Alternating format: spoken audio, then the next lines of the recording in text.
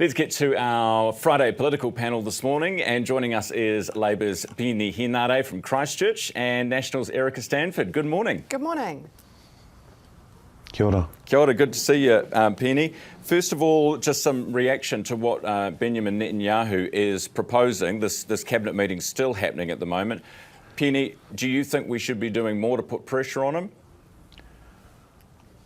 I think we should be, and we've made our position very clear that pressure on Netanyahu and looking after the humanitarian crisis that's happening there is a priority. And what we're seeing from Winston Peters and this government, just for the large public, is saying it's not enough. Erica, why aren't we joining the likes of the UK and France?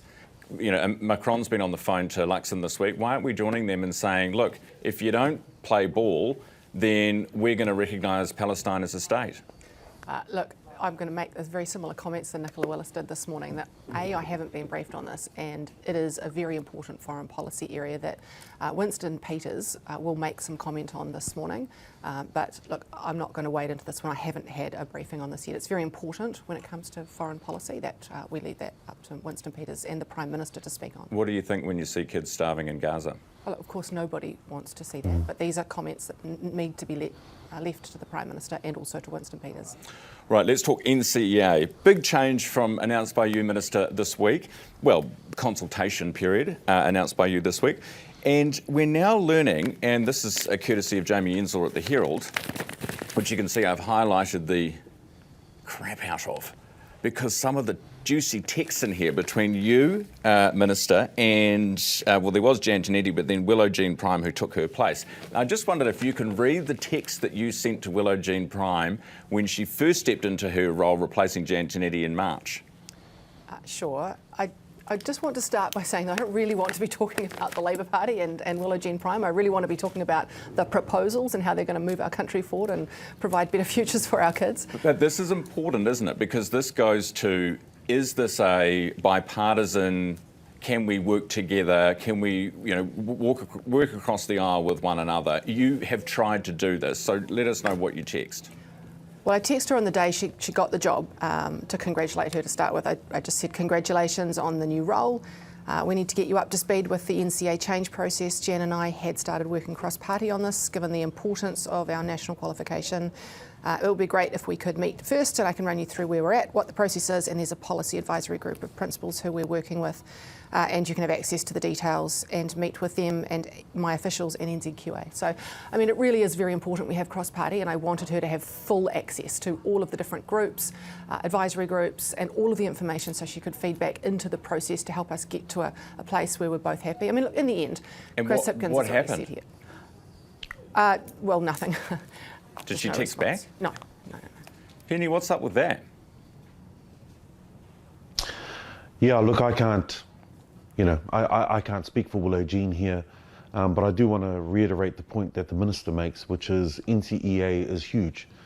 You know, our tamariki, our children across the country need a system that's going to work and encourage our young people to learn. The only other thing I'll point out too is when Māori schools start doing really well at NCEA, it looks like there's a change in the winds. So, you know, there's lots of stuff to happen at the moment with NCEA. The Minister's made it clear there's some consultation happening, so we're going to be fully engaged. Are you a bit disappointed that your education spokesperson didn't want to be consulted if it's so important to you, Peeni? No, look, like I said, I can't speak for Willow Jean, and, you know, we always look towards it must be frustrating how we for can you, though. Continue. Well, like I said, I can't speak for Willow Jean, but, you know, like, we always try to work where we can together on things that are important to the country. So the Minister's made it clear there's a consultation period. I did also, I mean, when I didn't get any responses to about 3 or 4 emails post that, I actually emailed the ex-Prime Minister, Chris Hipkins, directly and said, hey, this is really important. I need Willow Jean on board. So he knew as well that how important this was and also never responded. So look, I think the public will be disappointed that this has happened. The important thing now is that since we've come out, Willow Jean has emailed and said, hey, look, you know, let's have a meeting, and I've set that up. So that's the good thing. Now that it's gone public. Peeni, is there a problem with your guys' emails? Because you're telling us consultation's really important, trying to get cross-party support's really important, not just for European learners, but for Māori learners, for all learners, but you guys are just leaving them on red. Look, like I said, I can't speak for the emails of my colleagues, but the Minister's made it clear there's a consultation period and we'll be fully engaged, so will the sector. And I know Willow Jean and Chris Hipkins have been meeting with the sector, which is important. And as the Minister said, we've got to focus on where we're going. Why, this is a Treasury report from yesterday, Peeni, why is it that, do you have regrets? You're in Christchurch reflecting on the year, looking ahead to the election next year as a party. Are you reflecting and regretting spending so much, amongst the highest, second highest in the developed world on COVID, and going much further than Treasury advised? No, I stand by our record. The Prime Minister at the time, Jacinda Ardern, made it very clear that there was no playbook. We did our very best and we stand by our record with respect to COVID. Saving lives was the focus. We're just looking at your record now. This is the additional spending and foregone revenue because of a COVID response. The countries you can see are the rich ones in the world.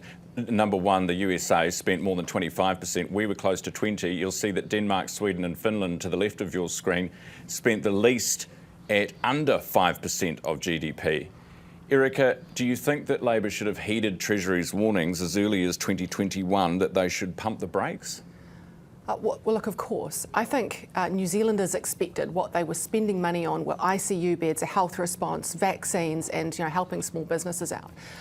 Not all of this big wish list of things that were going to drive the economy into recession. And when we got cycleways, we got cameras on fishing boats, we got art projects, we got jobs for nature, we got all of these. And look, potentially nice to have things, but things that need to go through a proper budget process that you can afford. I mean, essentially, they created a recovery fund that we're still recovering from. So you'd do it differently in future? Well, you wouldn't be spending that type of money? I think we said at the time quite clearly there were some things we supported, like of course the vaccine rollout, the wage subsidy and the health response, but remembering we didn't get any extra ICU beds. What we did say, and I remember Stephen Joyce saying it very, very clearly publicly as well, in commenting from the sidelines, saying, hey, pump the brakes, it's time to stop.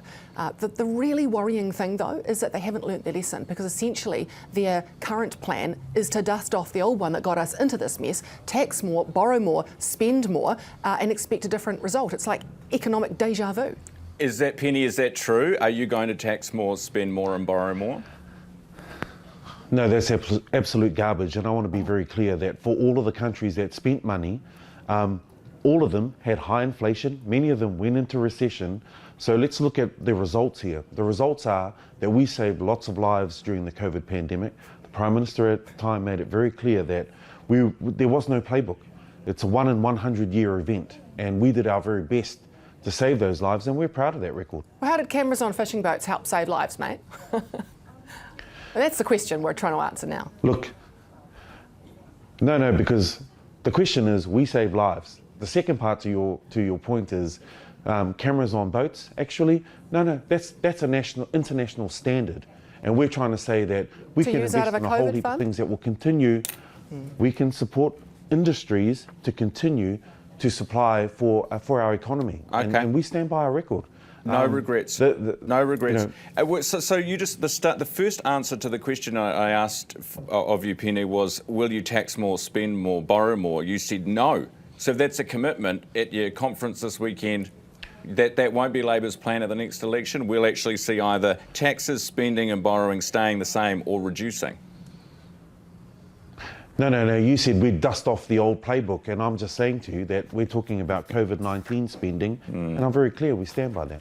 Okay. What about the capital gains tax? You guys talking about that? Apparently the Policy Council's all keen. Say that again, sorry? The capital gains tax, apparently Labor's Policy Council is keen on a capital gains rather than a wealth tax. Do you support that too? Oh, the Policy Council will do what the Policy Council will do, and we've said that we're in our process of policy decisions at the moment. Hey, Peeni, what's going on with the, obviously we've got the by-election coming up.